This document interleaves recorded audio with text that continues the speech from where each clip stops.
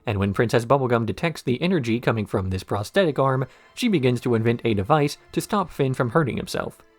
But Jake tells her to mind her own business and to let Finn work things out on his own.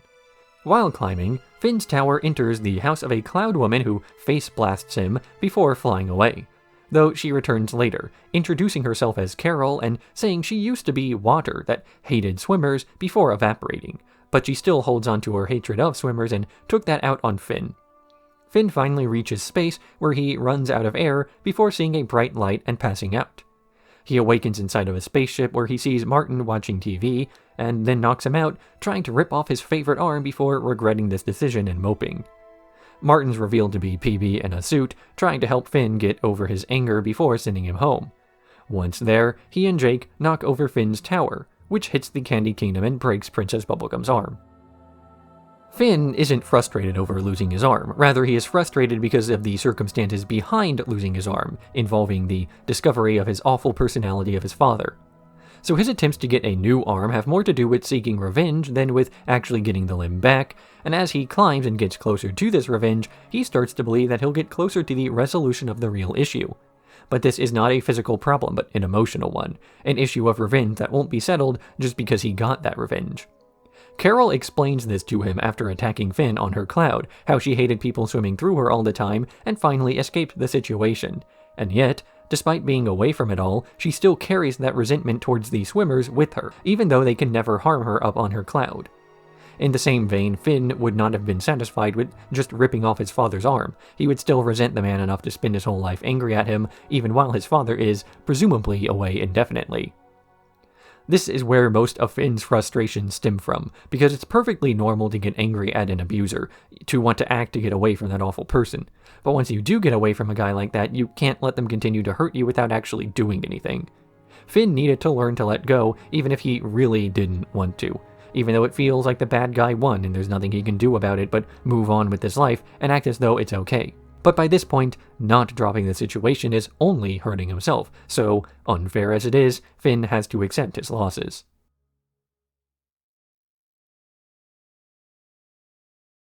Sad face. BMO and Nepter are watching Finn and Jake sleep, waiting for something that happens once a month. Jake's tail stretching out and leaving the house with a sack and a hat. Jake's tail, stage name Blue Nose, goes to the circus to do an artsy clown routine where he dances with a bee puppet before getting booed by the ants in attendance. The next act is a captive chipmunk named Goralina, who breaks out of her bonds and starts to eat the ants. So Blueface comes back and entrances the chipmunk with his routine to calm her down, saving the day. The ringmaster thanks Blueface for this, talking about how if Blueface can do a more crowd-pleasing and profitable routine, he might let the chipmunk go free. So Blueface goes out to the second show with a slapstick routine that people love, only for the ringmaster to bring out Goralina anyway, saying he wants the profit from both acts. Blueface steals the ringmaster's whip and begins chasing him around the circus, freeing Goralina and running away with her. But the other circus employees grab Blueface and pull him back, roughing him up a little bit before the sun comes out and he unstretches his way home to the tree fort. Jake's tail wakes him up as the dog wonders why there's paint on his butt. The ringmaster yells at Blueface for the exact thing this episode does, putting on an artsy performance instead of something more crowd-pleasing with like a fart joke and slapstick and action-packed fights against a giant chipmunk. He prefers something avant-garde, like making an episode where neither of the main characters speaks, starring a silent protagonist that can only sort of shake its tail a bit. Adventure Time's middle seasons start to get experimental for a kids' cartoon, as it begins to avoid the simplistic, detached episodes of the early era to do more high-concept, stylized stuff. Sad Face is far from the first and certainly won't be the last, and criticisms from characters like the Ringmaster are preemptive responses to those who would be upset they're not receiving more of the same, rather than being fascinated by where the series will go from here the way BMO and Nepter are. Breezy. The flower on Finn's arm is beginning to wilt, and Dr. Princess orders Finn to relax and have some fun to keep it healthy.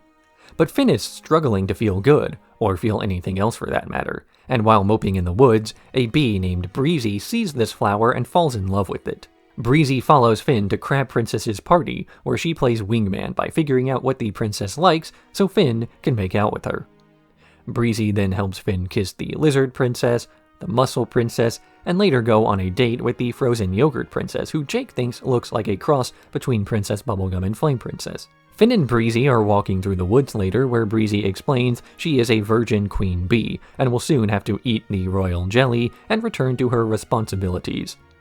But while playing near a river, another bee sees the two and tells off Breezy for playing with a human's flower. When Finn tries to defend her, these bees attack Finn, and Breezy's forced to drink royal jelly to defend him, transforming into a humanoid form to protect him. But despite becoming a queen for Finn, Finn wants to keep their relationship casual, leaving to go make out with Lumpy Space Princess, who makes him spend the night. Finn then sees a bunch of fireflies gathering around the shadow of Breezy, who he sees as Princess Bubblegum, bestowing him with a new sword, before his arm grows into a massive tree. Peeling this tree's bark away reveals a new arm with a thorn in it, with the old flower floating towards Breezy. Finn's flower is meant to represent his mental state, the flower wilting because he's feeling wrong emotionally. Not bad, not good either. He claims he's feeling nothing. This is essentially what depression is. Finn thought that he had found meaning in his relationship with Flame Princess or by rescuing other princesses while playing the hero. But then he met his father and learned he's not descended from heroes, and his relationships with others aren't failing but aren't resulting in what he wanted either. So Finn tries to move on from rescuing princesses like an old school hero and on to making out with them, not staying in a single relationship lest it end up like his romance with Flame Princess, but also not keeping it as distant as he used to. He goes around the kingdom helping out various princesses alongside his new wingman Breezy, who isn't helping Finn out of the kindness of her heart, but because she wants to spend more time with this flower. But this flower doesn't stop wilting just because Finn is making out with princesses. In fact, it's the opposite. As it turns out, having no meaning to your life is not a problem that can be solved by a series of meaningless relationships. Ironically, it was Breezy's one-sided feelings towards Finn that finally broke him out of his slump. Seeing her sacrifice her own feelings on freedom to commit to Finn, even though he didn't feel the same way, is what made him realize he needed to mature. He could not keep drifting through his life, going back to the same habits again and again, as he would only hurt the people who took these sort of commitments seriously.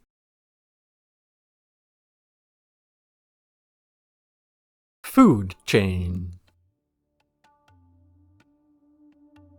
After an opening title with characters' faces being swapped around, the episode begins with Finn and Jake watching a bunch of children playing on a slide meant to teach them about the digestive system of birds. Finn thinks it must be gross for birds to eat caterpillars, while hearing an explanation from Princess Bubblegum about the food chain. Magic Man overhears this conversation and changes Finn and Jake into birds, who fly through the desert before coming across a bunch of caterpillars, which they eat. But while sitting around stuffed, a big bird flies in and starts chasing after them, and then Finn transforms into this bigger bird. He tries to convince Jake to let him eat him, but Jake flies off and Finn gets tired and hungry, collapsing to the ground in the desert.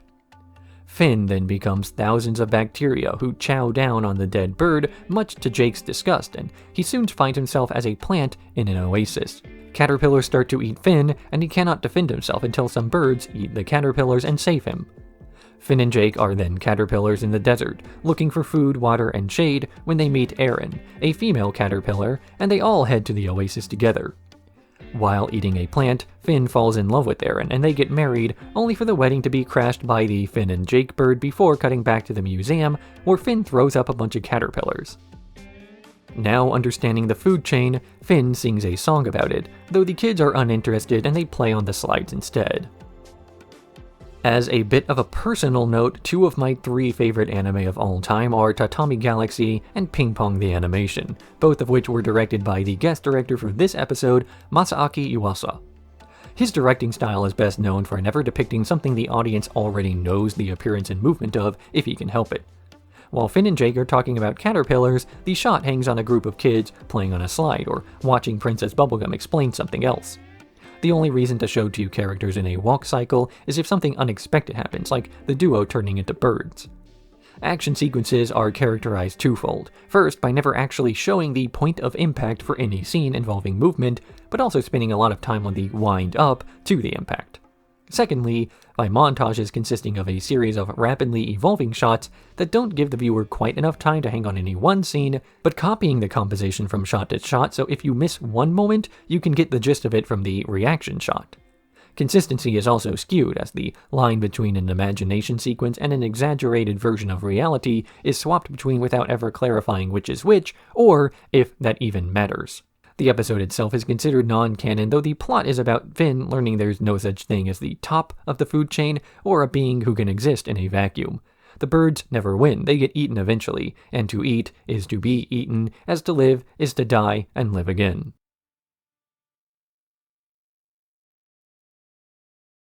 Furniture and meat. While BMO and Neptr are playing Robin Hood, they hit the side of the tree fort, causing a shower of dosh and ancient psychic tandem war elephants to pour out. Finn and Jake realize they have too much money, so at the advice of Neptr, they go to the Wildberry Kingdom to waste all of it, tossing it into the fountain and bribing the guard to allow them to live in that fountain. They then head around the Wildberry Kingdom, paying people to bring them meat and furniture, to dance for them, and to guard their hoard of dosh while they break into people's houses and force them to do weird stuff like eating money. Finn starts to worry that Jake is abusing the power that comes with this amount of cash, but Jake justifies it by saying it's just the free market. Finn attempts to get rid of all the money by giving it to the guys on Skid Row, but ends up punching them when they try too hard to take it, explaining to Jake what he's trying to do when Jake suggests spending all the money in the ultimate way, going into the castle and paying Wildberry Princess to let Jake sit on her head. But Wildberry Princess refuses to allow this, arresting Finn and Jake and taking their money. They're set to be ironically punished by having molten gold poured on their heads, when an arrow knocks the chute onto the guard that they kept bribing, BMO, still playing Robin Hood, having saved the duo. They return home to an empty hoard, where Finn starts a new collection. Jake argues that his abuse of the Wildberry citizens is fine, as they aren't being pressured into doing anything they don't want to do just because he's throwing large amounts of money at them. But anyone who's worked for a living can tell you that people will absolutely do things they don't want to do if there's a promise of money in it for them later on. A fact that backs up that Jake is exploiting the limits of freedom is obvious when he starts to bribe guards to look the other way, while he and Finn set up homes inside of a public fountain. Skirting the law in this way means skirting the very systems put in place to prevent this sort of exploitation by those with more power due to having more wealth. But what is wealth inequality in the face of an even more exploitative system, monarchy? Wildberry Princess simply takes the money Finn and Jake have been flaunting all episode after they try using it to humiliate her in a wasteful way. After spending the entire episode pressuring people into doing their bidding by, well, outbidding their dignity, Finn and Jake wind up on the receiving end of their own exploitative methods. It's Robin Hood, played by BMO, who saves the day when they steal from the rich and give to the needy, in this case, rescuing Finn and Jake once they have no more money to their name and are once more of the class of people they were previously exploiting.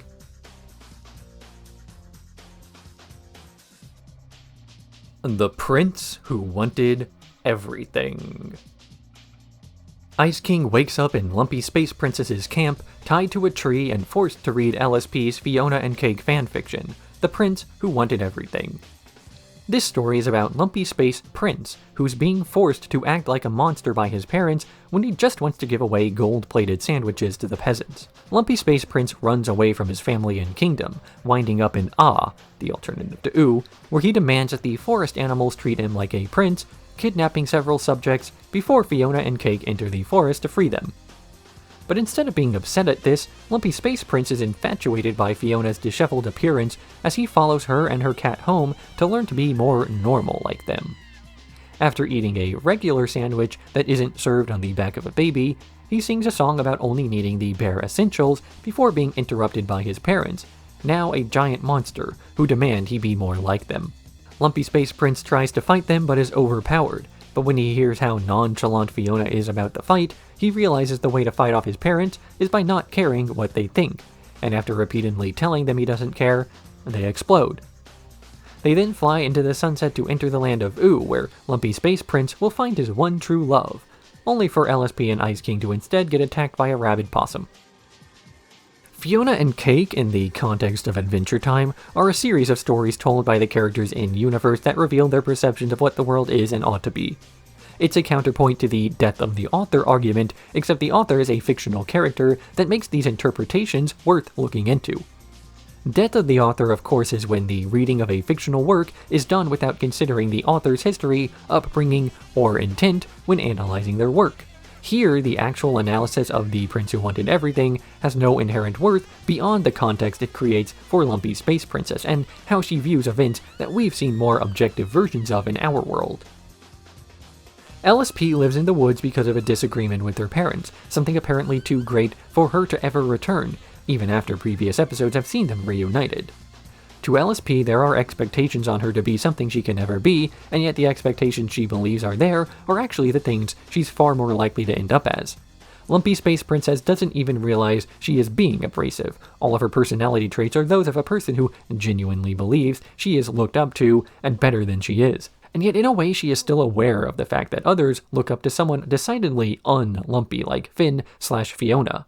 Or maybe this is just a yaoi boy about to date a self-insert. Something big.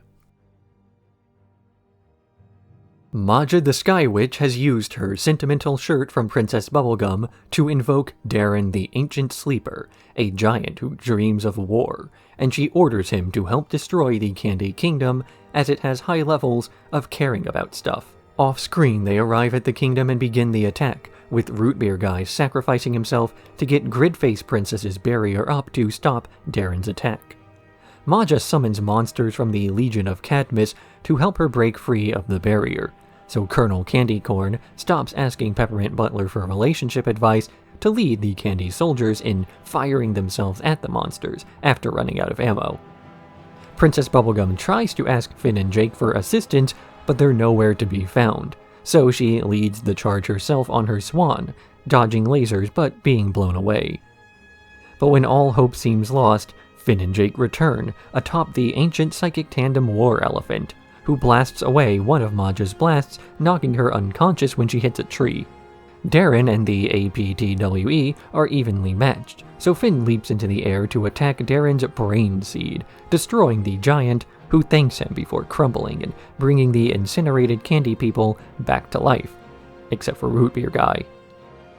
After the battle, Finn is preparing the guac for the celebration party when the ancient psychic tandem War Elephant asks for a new command, and Finn orders him to discover himself. He wanders around, reading minds before asking the sun for advice and leaving to retrieve Maja's body.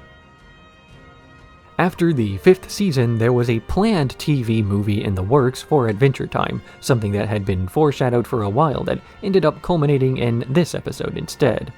The title is a direct quote from Maja as she planned out her invasion of the Candy Kingdom. The ancient psychic tandem War Elephant was brought back 2 episodes ago after a long absence, and characters like Root Beer Guy have had their positions and passions explained, then justified in the narrative, all building up to this big conflict that wound up being underwhelming due to the fact that it was an 11-minute finale to a plotline instead of the much larger planned showcase.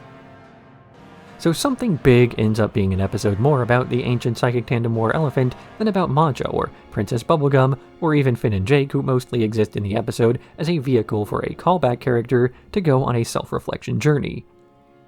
APTWE, I think I got the acronym right, started out as a joke about how in early tabletop systems you could create high-level loot just by slapping a bunch of adjectives on a noun to level it up, and that late-game gear could sound ridiculous, and now he's having conversations with the sun, and rescuing comatose witches, and actually, not a lot has changed beyond taking silly ideas to their logical conclusion as always.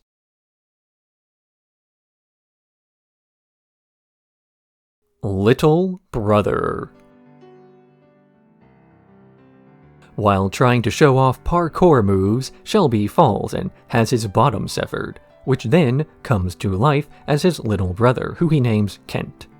At Jake's advice, Shelby gives his brother a sword and tells him to go off on an adventure to fight bad guys, or girls, and Kent grows arms and legs and enters the cracks in the tree fort. Ken finds a rat with a crown and attempts to fight it, but gets overpowered by multiple sets of eyes. He wakes up in a bed near the roots of the tree, where Leafbeard gives him some healing dew to recover, while explaining that the Rat King cannot be slain with his old sword, and he must gather ingredients for the blacksmith to form a new one. Kent rejects the Mouse Wizard's offer of emeralds to obtain the unbreakable bottle cap. He rejects the Swordman Mouse's offer of his daughters to obtain Mystic Earth, and he rejects the Ninja Mouse's offer of immortality to get a Firefly, the Sacred Flame. Kent brings these ingredients back to the blacksmith, who forges a sword Kent names Punch Party. He then begins to fight the Rat King, made up of dozens of rats, and is offered the powers of a king, but Kent rejects this offer and chops off the teeth of the Rat King. Meanwhile, Shelby has been missing his younger brother, singing a song about his return when Kent returns. But because Kent drank the dew from underground, he has to return to the underworld. Without the Rat King's curse, the tree fort is able to bloom. Shelby does not want the responsibility of raising a little brother and tries to ask Jake for advice not on how to be a good friend, but on how to keep the guy busy so he doesn't have to be. But Jake gives him advice on how to raise a good person, remembering his lessons about how Finn turned out, and when Shelby applies this advice, he turns his brother into someone worthy of epic quests in the same way Finn is. Kent grows arms to carry a sword, and legs to leave Shelby behind, making Shelby a bit jealous of his brother as he's able to do things Shelby never could because he never wanted to. This worthiness manifests as a purity of soul based on Ken's lack of experience in being alive and thus not having the sort of soul capable of being corrupted. All of the things offered to Kent by the various adjective mouses of the tree fort are things that the butt of a worm has no need for. Shelby doesn't give Kent a reason to go on his quest other than the thrill of having done the quest in the first place. The instructions are bizarrely vague because the real intention was just to get the kid away. But Kent was also too young and pure of heart to internalize that his brother wouldn't want him around, so when Shelby finally accepted that he had a sibling to be responsible for, Kent returned in time for them to share that moral, instead of applying something more negative.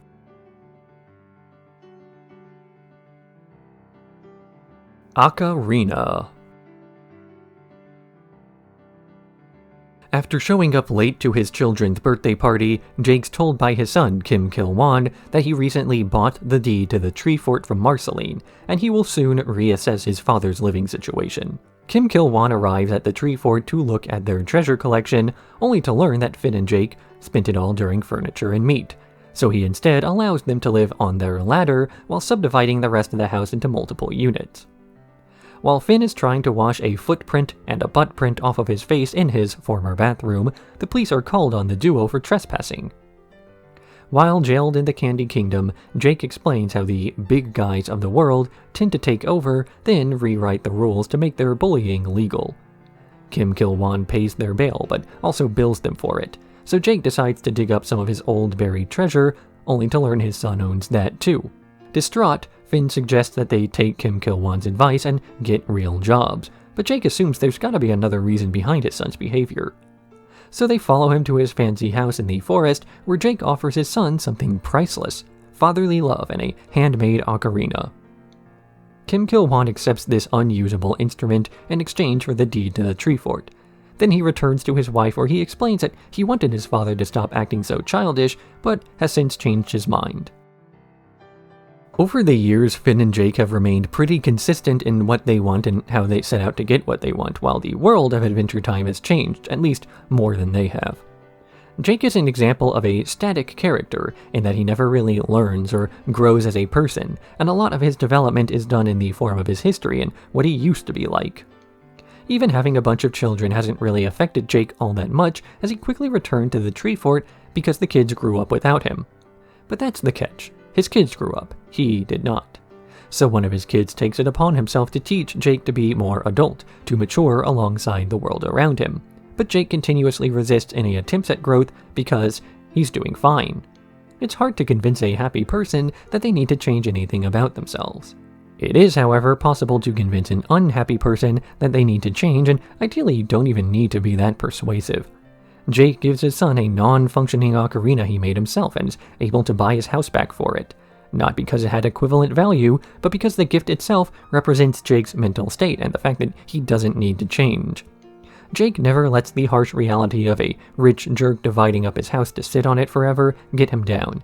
He doesn't accept that the world is an awful place, and the only way to cope with it is to play along with the awfulness and to let the worst people continue to write the rules. He refuses to play into that system and thrives under whatever conditions he can find, if only to prove it's possible. Even if the world is an awful place full of terrible people, it doesn't mean you have to be.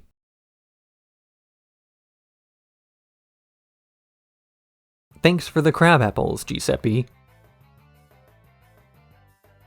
Abracadaniel, Ice King, and several other of the reject wizards of Wizard City are on a bro trip together to form a new school of magic atop Big Butt Rock. They pick up the water nymphs from in front of Finn and Jake's house before starting their road trip and promptly break down in the middle of a cow pasture.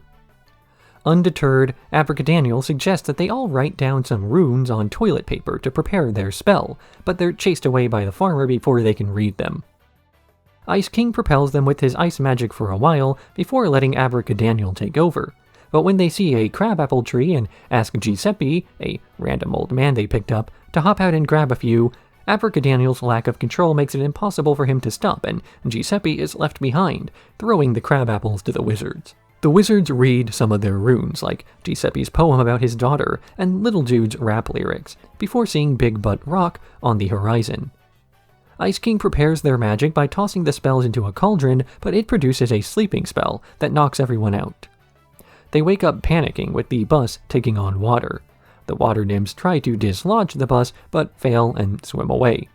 Life-giving Magus tries to bring the bus to life, but it only panics too, as Ron James swaps heads with tree trunks.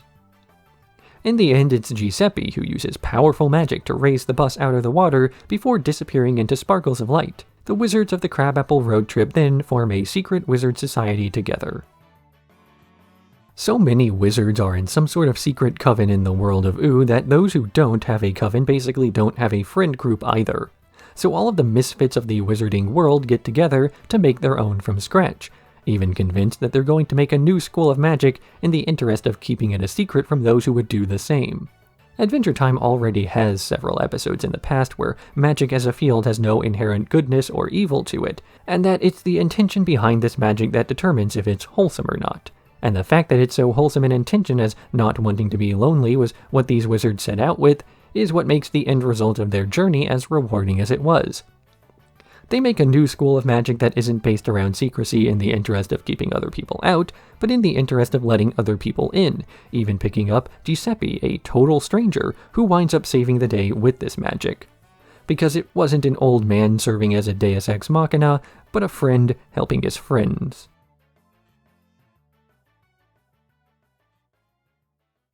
Princess Day. It's Princess Day, hosted by the Breakfast Princess, where all the princesses of Ooh have gathered to discuss the maintenance of their kingdoms, trade agreements, and the like. LSP is bored of these conversations and has an outburst, to which Breakfast Princess reminds her she's not a princess because she lives in a box and wasn't actually invited. Marceline sees LSP leaving and decides to follow her to see where she goes, observing this princess cutting up the walls of the breakfast castle, then asking if she wants to do any more. They knock out a syrup guard and enter the princess's room, where LSP eats a bunch of clothing while Marceline steals an album, but they blind a second guard and leave when he comes over to investigate the noise.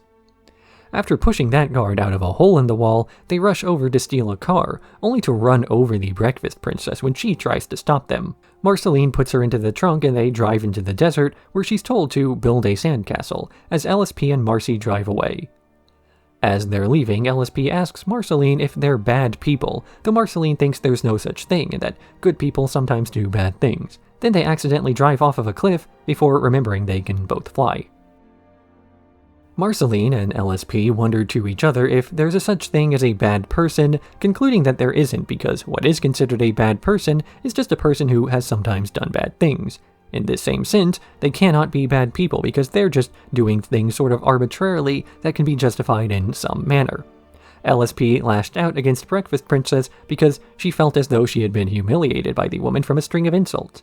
But these insults only came as a result of LSP crashing Princess Day, which she only had to do because she wasn't invited because she had a fight with her parents, and so on.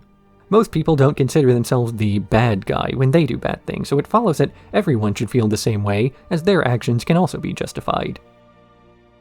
But to say that there are no bad people in the world also assumes the inverse, that there are no good people in the world, and just neutral folks who sometimes do good things. This means there are no heroes or villains, but considering the history of Marceline and her family, as well as some of the decisions made by LSP, it makes sense why they would want to believe this. Both characters wish not to end up like their parents, and yet they consistently feel as though they're repressing parts of themselves by not doing so. Marceline's father is evil through his actions, and she doesn't want to imagine herself ending up like that. LSP also resents her parents, who are responsible rulers, and she winds up entering a meeting of princesses to discuss trade deals and the like, even though she does end up failing at that.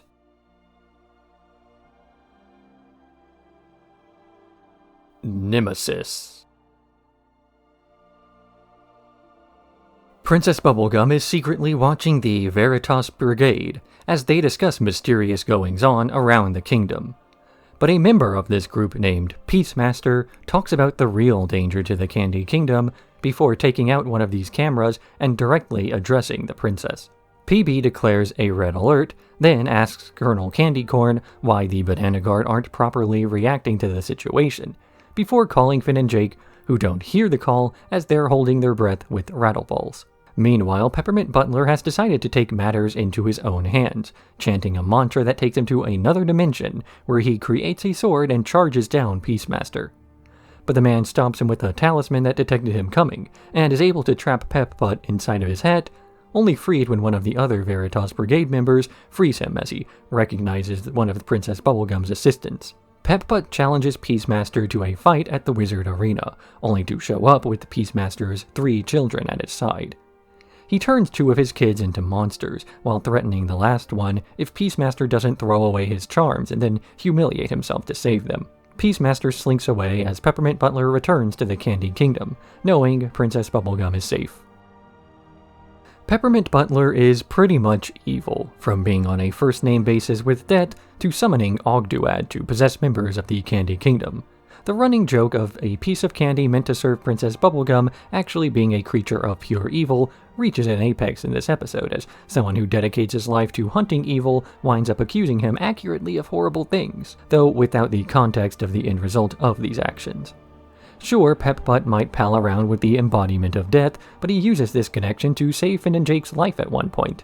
And here, his evil actions, like embarrassing a man in front of his family after converting them into horrible monsters, wind up saving Princess Bubblegum, as the accusations he made towards her could have ended up far more serious if he hadn't been dispatched when he was.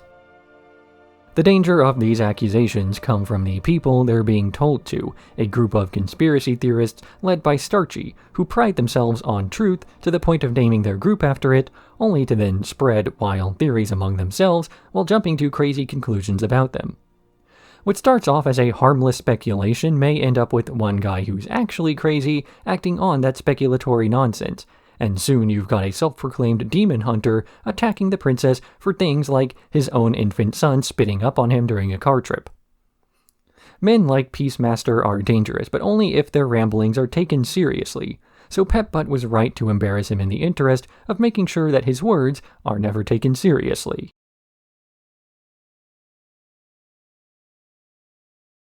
Joshua and Margaret Investigations. It's Jake's birthday, and after eating an entire birthday cake, is asked by Finn and BMO to tell a birthday story about his parents. The episode flashes back to Joshua and a very pregnant Margaret, who are running an investigation agency, though Joshua only wants to take on easy cases due to his wife's pregnancy. They investigate Tree Trunks' missing pies, only to very quickly find out it was just Wyatt with fake shoes. But Tree Trunks insists there's a real monster in the woods, so Joshua and Margaret head deeper into the forest to check, where they see a shape-shifting cat who starts chasing after them. Margaret gets stuck in a tree and Joshua gets bit while trying to protect her, waking up back at their house while he's committed to dying of the wound. But Margaret wants to synthesize a cure to this monster bite, so she leaves Joshua at home to rest while she hunts the monster. After a while, she finds it, where she attacks it with her crossbow, only to learn the monster is a baby. Margaret punches the baby and takes some of its venom before leaving while the monster opens up a portal then hops inside. She returns home to see Joshua in agony as a bump on his head begins to grow, with Jake popping out of it and doing a little jig. Shortly afterwards, Margaret gives birth to Germain, and the couple agrees to raise the children as brothers, never telling them the truth. Back in the present, Jake talks about how they never told him any of this, though he's unsure what they never told him, because they never told him. As it turns out, Jake is not related to Margaret and was effectively adopted just like Finn was, his parentage being a lie as they led him to believe he was their biological son. And as with the other daddy issues in this season, it doesn't really matter when all's said and done. Last season, Jake felt a compulsion to play detective in the episode Candy Streets. Here, his parents are shown to have run a detective agency. Joshua was an explorer who left behind dungeons and swords and spells to banish demons. Finn and Jake are both explorers just like he was. Jake even raised his children according to lessons Margaret passed down to him, and she's not even half related. But none of that matters. Jake got his shape-shifting powers because his dad was impregnated by an alien, and beyond that the details of his birth are irrelevant, as parentage only involves DNA in very specific medical contexts. War and ampersand doesn't become important until much later, and this will remain as one of those questions of opportunity versus planning. But for now, the best way to think about the situation is that Jake's parents are Joshua and Margaret, and his brother is Finn the human. Some things are exactly as they seem, and learning history is often irrelevant when faced with the present.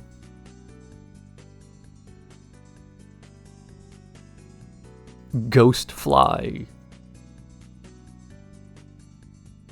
Finn, Jake, and BMO are stuck inside due to a knife storm, with Jake deciding to cook some soup to distract him from BMO's loud karate, and Finn setting aside his comic book.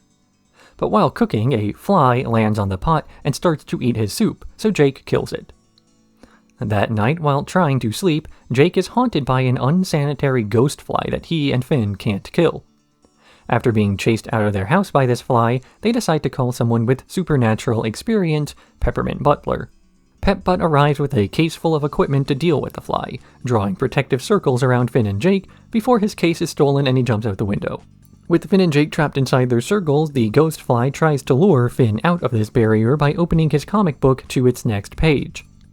Finn tries expanding the circle a bit with the leftover chalk so he can remain safe, but accidentally contorts the circle into a lady, attacked and possessed by the ghost fly. Upset at his friend getting got, Jake asks BMO to use their karate to stop his heart so he can become a ghost and fight the ghost fly on its own field, telling half a joke so that he'll have some unfinished business to return to. But Jake struggles to fight this grim fly, throwing various other ghosts at it before getting cornered in the kitchen, where the ghost of Jake's soup appears and the fly eats it. With its business finished, the fly begins to ascend to the afterlife, and then Jake kills it again. He wakes up in the hospital, thanking BMO for bringing him back to life, even though it was Dr. Princess who did it. Sometimes Adventure Time can have high-concept philosophical episodes, and sometimes they spend the whole episode indoors trying to kill a fly. A bottle episode is an episode where the main cast spends the whole runtime in a single location, usually with something trapping them there, and actually I explained this concept back in Season 3 still. This episode is, once again, a bottle episode in context more than in execution, as is normal for anything animated. Also normal for animation is that the concept then goes off the rails, though this is even more typical for Adventure Time to do, to the point that it's actually a subversion of expectations that the bottle episode dynamic was even set up in the first place, rather than the actual narrative structure subversions. That said, this is still an episode where Jake tries so hard to smash a bug that it kills him. So this is another one of those retrospectives where I go a bit too deep into things.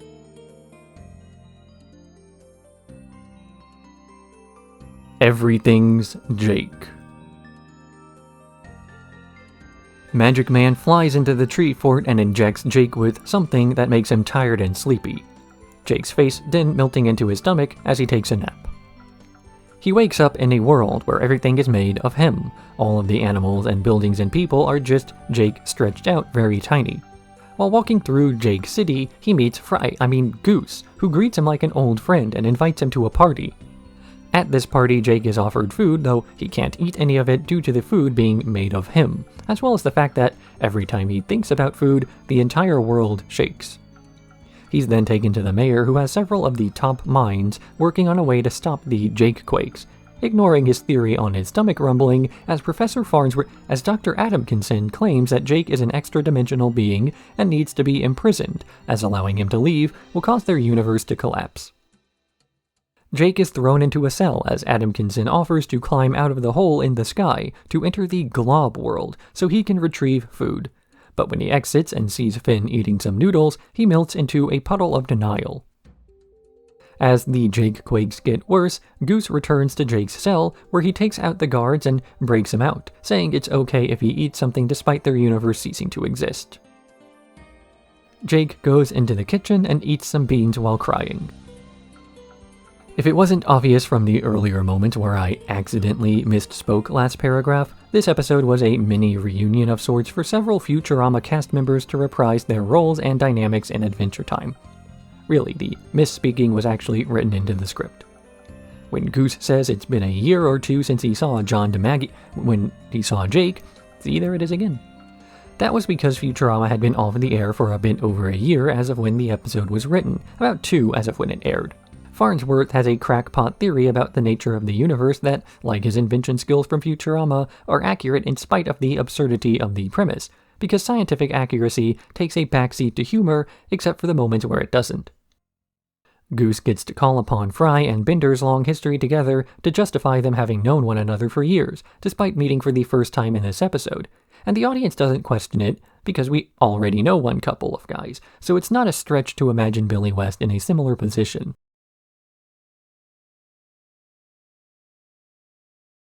Is that you? Finn and Jake are down to the last of Prismo's pickles, performing a pickle ceremony to help them remember him, before Jake eats the last one. They then go to sleep to dream of Prismo, and the next morning, Finn wakes up to see a thorn in his hand while Jake is in the yard miming the time he buried his everything burrito. When Finn talks to him, Jake explodes into Jake dust before reappearing elsewhere in the house, reenacting other iconic Jake moments. Meanwhile, Jake's mind is traveling through a series of rooms in a parallel dimension as Prismo watches him from the past.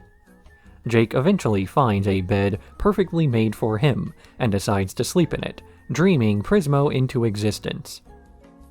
Back in reality, Finn notices that Jake explodes whenever he acts differently than he did in the flashback, so he waits for Jake to remember their pickle ceremony so he can recreate it, with a second Jake joined by Finn to recall entering Prismo's dimension.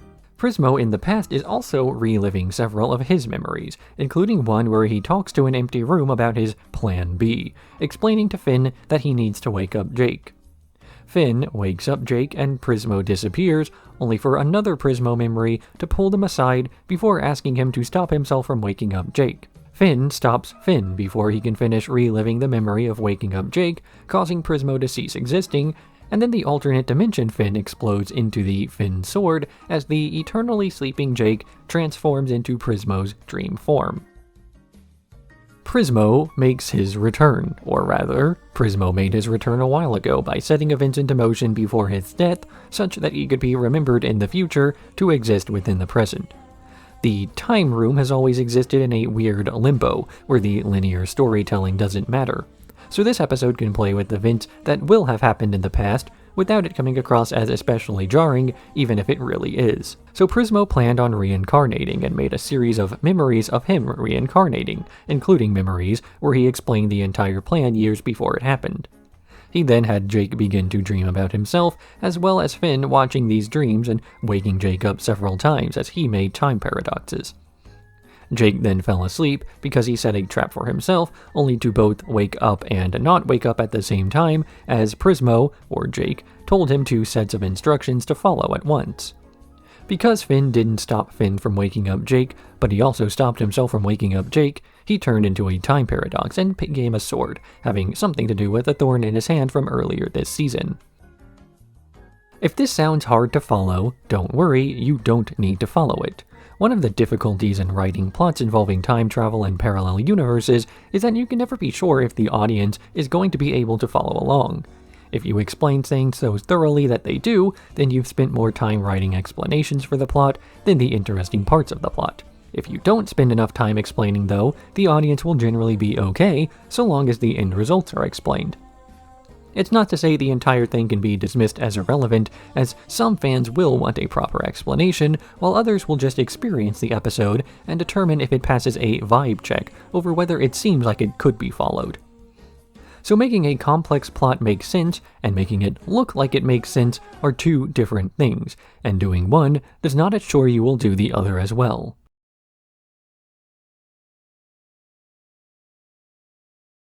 Jake the Brick. Finn wanders around the kingdom to find Jake, who's shapeshifted into a brick, so he can live out his dream of being a brick in a shack when it falls down. Because BMO is concerned, Finn leaves a walkie-talkie on the ground near Jake so they can stay in touch. Jake begins to narrate the struggles of a rabbit as it forages for carrots, only for a deer to come by and steal its food. Jake's a bit upset that Finn was listening in on this story, so Finn promises to give him some time alone as Jake starts to describe the world around him as the sun sets and a rainstorm comes in. He describes a rabbit taking cover from the storm inside of a warren, only for the water level to begin to rise, threatening the rabbit. But a family of beavers comes by, shielding this rabbit from the rain as they start reinforcing the warren to resist the flood. Unbeknownst to Jake, Finn and Starchy have been broadcasting this narration to all of Ooh, with people listening in from their homes, interested in the story of this rabbit. Once the rain lets up, the deer returns, stomping the rabbit's house until it's completely destroyed. But this rabbit is undeterred, taking shelter in a fallen tree as Jake realizes there's more to life than watching shacks fall down.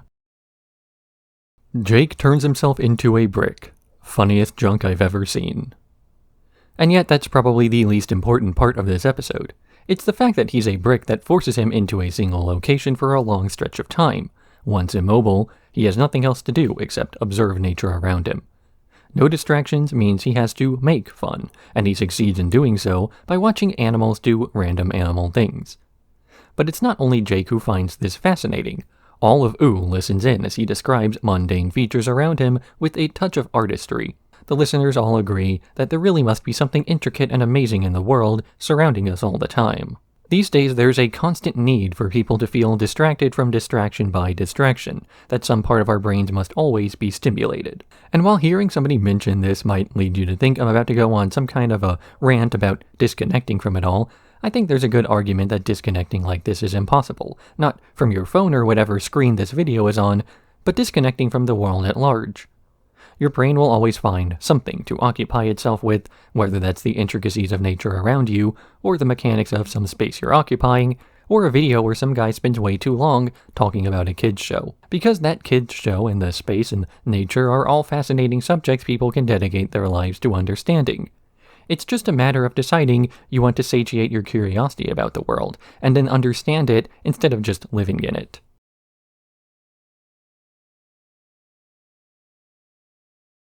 This is the end of the video and a chance for people who are just leaving this on in the background to start looking for something else to put on before an ad or something starts to play. I'd recommend one of my own videos, but I am of course extremely biased in this regard. I am picking an arbitrary point in the middle of Season 6 to stop due to how these videos are structured. I wanted to review Adventure Time over about 3 months. But due to having 10 syndicated seasons, this meant there wasn't a great point to cut off while keeping the work distributed evenly across each month. That is 10 seasons, with seasons 9 and 10 being half-length, while seasons 5 and 6 are double-length for about 11 total. Since I had a vacation towards the end of August to visit family, I only did 3 seasons then, leaving a split of 4 seasons each for this month, October, and the next one I will work on Adventure Time, December. But this means that the divide needed to be about halfway through Season 6. I chose the episode I did because it made this month's script exactly 100 pages long, and assuming 1 page per episode, because YouTube can't handle more than 100 chapters per video. Though with 2-parter episodes this comes down to just under 100.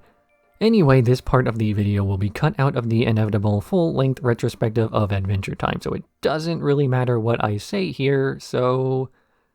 Rooble dooble dingle dongle.